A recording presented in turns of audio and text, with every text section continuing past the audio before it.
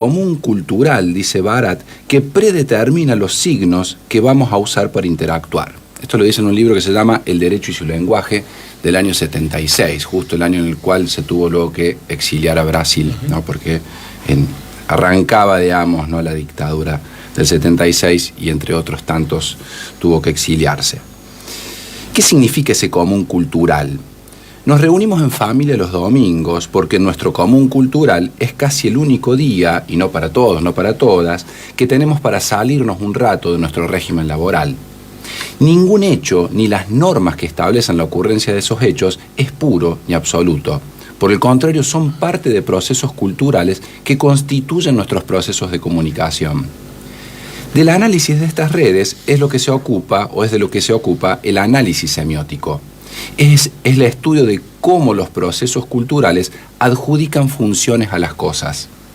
Si hay sociedad, dice Barat, cualquier objeto se convierte en signo de su función en esa sociedad en tanto lleva cierta información. ¿Qué información lleva un partido de fútbol que de pronto junta a fiscales acusadores y jueces decisores en una misma causa?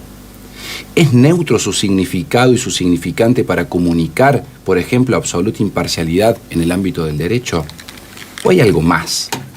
¿Qué implica hacer un análisis semiótico, por ejemplo, del derecho, que es, ¿no?, el objeto del libro de Barat? Analizar la forma de comunicar supone hacer siempre una reconstrucción crítica de la cultura. Si no entendemos qué es nuestra cultura, no tendremos los códigos para descifrar la información de lo que está pasando. No pasamos de ver más allá de lo evidente, ¿no? Y no es tan fácil ver más allá de lo evidente. De hecho, Leo No, el personaje de los Thundercats, la serie animada de los años 80, necesitaba una espada para eso, ¿no? Invocaba la espada del augurio y le pedía, ¿no?, ver más allá de lo evidente. Todo acto comunicacional, entonces, representa modos de organización social, representa reglas de convivencia y representa sistemas normativos. Invariablemente, entonces, toda comunicación tiene un costado ideológico que solo su análisis puede revelar en su real dimensión. Si al comunicar nos hemos debido insertar necesariamente en codificaciones que ya están significadas, entender qué ha conducido a esa significación precisa nos libera del actuar inconsciente. Por ejemplo, si nos dicen la palabra chorro y se nos materializa la imagen de un chico humilde, vestido así o asá, arrebatando un celular, y no la imagen de una persona acaudalada de un barrio privado que va de millones en impuestos a no declarar sus ingresos, eso es resultado de una estereotipación del signo y su significante. Ello ocurre porque la programación que aprendimos para comunicar está sobredeterminada ideológicamente por los poderes que conducen la cultura. Mantenidos por el Estado, es un significante, por ejemplo, que conduce la interpretación hacia las personas que están en algún programa de protección socioeconómica del Estado o a quienes son empleados públicos. Raro es que se signifique con ese significante en nuestra cultura a los sectores a los que los trabajadores y las trabajadoras les pagamos en dólares diferenciales a aquellos que producen, o a los que ese mismo Estado les otorga facilidades impositivas o le transfiere recursos de la bicicleta financiera, todo con recursos que, otra vez, aportamos entre todos y todas al pagar impuestos regresivos como el IVA. La mentada frase, con la plata de mis impuestos, está mal dirigida de arriba hacia abajo, y eso no es casualidad, sino, otra vez, es parte de los fundamentos políticos que organizan las representaciones sociales y su significado. Nuestra cultura está organizada para significar a la pobreza, al salario y al trabajo bajo modelos de estereotipación criminal en relación a la pobreza, en relación a la dádiva sobre nuestros salarios y en relación a la vagancia sobre nuestro trabajo. Fundamentalmente esto creo como un mecanismo de mistificación y de legitimación ideológica, mistificar quiere decir esconder, ¿no?, de legitimación ideológica de un orden que evita sistemáticamente hablar de la riqueza y los modos criminales de la riqueza, los modos dadivosos que tiene nuestro país sobre la riqueza y los modos parasitarios de esa riqueza sobre el trabajo ajeno y del Estado. El derecho y el sistema judicial tiene un papel clave en la legitimación del orden establecido por una cultura, dice Barat. Por eso no es raro que las cárceles estén llenas de pobres, ni tampoco que los actores poderosos ni siquiera lleguen a una indagatoria, o si lo hacen, sean las excepciones los que reciben condena, ¿no?, que eso, Blaquier, por ejemplo. Es un mecanismo que se protege a sí mismo y que castiga a aquellos o aquellas que se atreven a ponerlo en cuestión o alterar la organización de lo real que había sido establecida. Por ejemplo, por eso costó y cuesta tanto la lucha, ¿no?, y la sangre por defender los derechos laborales.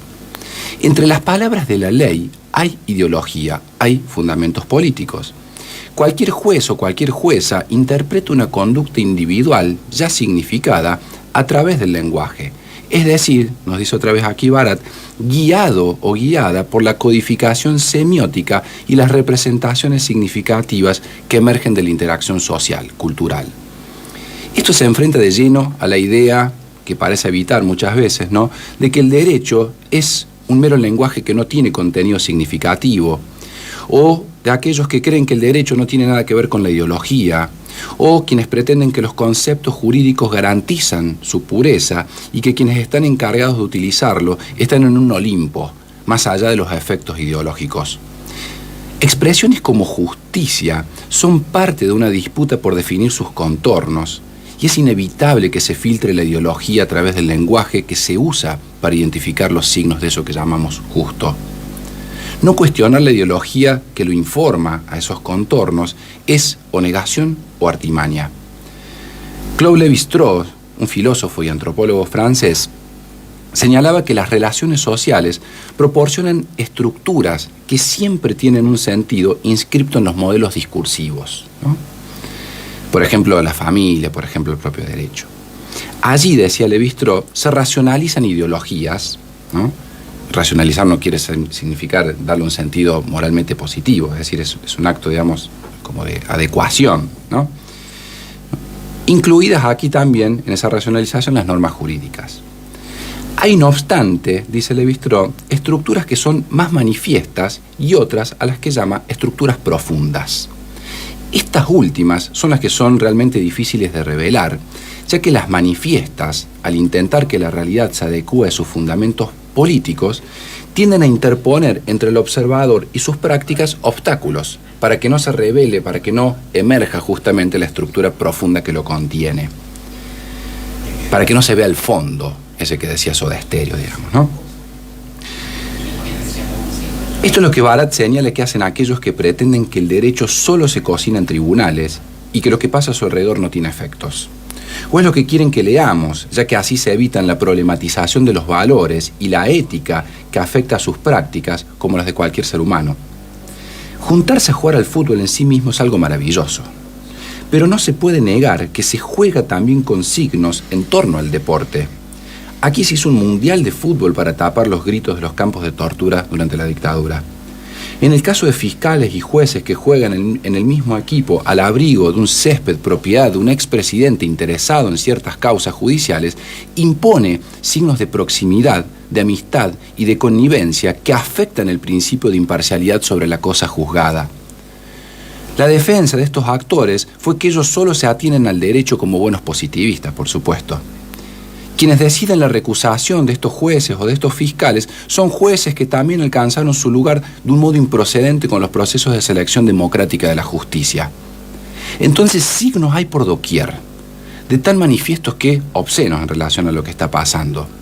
Falta el proceso de desmistificación signa, de revelación del signo, para no ser tan espectadores de la degradación del Estado de Derecho que muchos dicen proteger. Impresionante. Lo peor de todo es nuestra ceguera social frente a eso, ¿no? Sí, yo pensaba en eso cuando venía, digo, parecía como haber como un pacto, una suerte de contrato implícito, ¿no?, entre los que enuncian estas cosas o comparecen estas cosas y quienes lo reciben. Como dice, bueno, en el fondo sabemos que esto es una inmundicia, ¿no? Pero hacemos como si no, porque nos interesa que esa persona que están juzgando, ¿no?, sea condenada y ya por lo que significa. Tengo esa sensación, ¿no? Porque es imposible que no se revele como obsceno, como impúdico, como ajeno a todo, digamos, Estado de Derecho lo que pasa, digo, ¿no?, en el sistema judicial. Está pasando mucho, recién mencionabas el lugar en donde debiera esto, en lugar de visibilizarse, de correr el velo, se está ocultando. Claro. Que es en buena parte de los medios de comunicación. Y pasa mucho con algo que últimamente preocupa, que es la cuestión de estimular a la violencia, ¿no? Al escrache, sí, a la persecución, a la diatriba. Los mismos que están ejerciendo esto todos los días de los medios de comunicación, cuando el boomerang les vuelve a ellos, se sienten víctimas del malestar. Exacto. Es decir, ¿y cómo se puede concebir que eso que es un signo de un malestar social, que ellos estimulan, cuando se les vuelve en contra, se vean sorprendidos? Sí. ¿Cómo nosotros toleramos ese mecanismo? Sí, lo toleramos y creo que no alcanzamos como a dimensionar lo peligroso de lo que está pasando cuando se afectan lo que Luigi Ferrajoli, un filósofo italiano, decía como las libertades e inmunidades básicas del liberalismo, digamos, ¿no? Que son las libertades e inmunidades asociadas, digamos, al debido proceso, a la imparcialidad, digamos, de la cosa juzgada, al habeas corpus, al habeas data, es decir, son como los pactos mínimos sin los cuales cualquier orden, digamos, no justo es imposible. Si se habilita la excepción, es decir, si este pacto implícito funciona, bueno, miramos para otro lado porque queremos que la condenen a quien sea, digamos, ¿no? Sí, y sí. ya, si se habilita la excepción, ¿no? Habilitada la excepción, está la posibilidad de que eso se constituya en la regla para cualquiera, Claro. digamos, ¿no? Entonces Eso no se llega a comprender, ¿viste? Claro, es decir, bueno, como es ahí, bueno, va a quedar solo ahí. No, o sea, porque la excepcionalidad cuando se habilitan, digamos, cuando se abren ciertos canales, digamos, ¿no? Impúdicos, cuando se rompe con el criterio de universalidad, ¿no?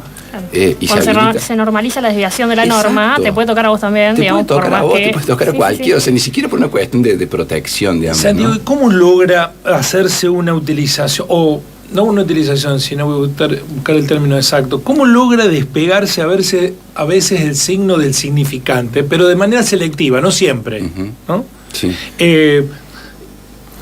¿Por qué muchas veces se relaciona el signo con el significante y otras esa relación no se establece? Lo pongo con un ejemplo. Sí. Cambiemos tiene un discurso ligado con la institucionalidad, el republicanismo, el respeto a la división de los poderes, y ahora sabemos que nada de eso ha ocurrido. De hecho, ayer poníamos en nuestro programa la palabra de la jueza Arroyo Salgado diciendo que el propio gobierno de María Eugenia Vidal, con su ministro de Seguridad entonces, Cristian Ritondo, hoy aspirante a la gobernación en la provincia de Buenos Aires, en lugar de perseguir a los narcotraficantes, le ponía abogado para beneficiar su condición. Sin embargo, el signo no está ligado con el significante ahí, porque se siguen mostrando como adalides de la institucionalidad y la república y la división de poderes. ¿Por qué hay esa desconexión? ¿Es la ideología? Claro, digamos, es la ideología y es la disociación, digamos, entre esto que decía Lévi-Strauss, digamos, entre esa estructura manifiesta y esa estructura profunda. La constitución de la estructura manifiesta, cuanto más se expresa, digamos, ¿no?, una asociación del signo y del significante, borrando la lógica que lo conecta con la estructura profunda, más ideologiza el sujeto, digamos, ¿no?, más lo expone, digamos, a una relación inmediata, digamos, ¿no? Es muy difícil defender en términos, digamos, reales y concretos o con los hechos que ese partido, digamos, pueda convenir con los ideales republicanos o con la búsqueda de los consensos o de la paz social. Ha hecho todo lo contrario, digamos, y sus propios actores, digamos, políticos lo demuestran. La disociación tiene que ver con la mistificación, esto que decíamos, ¿no? Es lo raro, la situación que es como muy chocante, ¿no?, es que puedan asumir ya, digamos, ¿no?, la plenitud de la obscenidad, digamos, ¿no? Hacerlo como en esa, ni siquiera cuidarse, digámoslo así, ¿no? Entonces están tan seguros de haber construido, ¿no?, esa estructura manifiesta, tan seguros de haber mistificado, ¿cierto?, tan seguros, digo, de que los va a acompañar la estructura mediática, la estructura económica, digamos, ¿no?, que ya cruzan todas las líneas, digamos, hacia lo que a muchos nos puede parecer aún obsceno, digamos, ¿no? ¿Y esa no es la victoria cultural de la derecha ya claro, consumada? Exacto. Eso es una victoria cultural, claro, consumada, muy difícil de romper, digamos, ¿no? Porque justamente se han roto muchas veces mecanismos como los mediáticos, como la intervención política, digo, más allá de los partidos, como elementos con los cuales los sujetos podemos construir mediaciones más serias entre el signo y el significante. Pero es a lo que tenemos que seguir apostando, por supuesto. Como seguiremos apostando cada semana, cada miércoles, a escucharlos con atención y hacernos pensar la realidad. Gracias, Santiago. No, muchas gracias.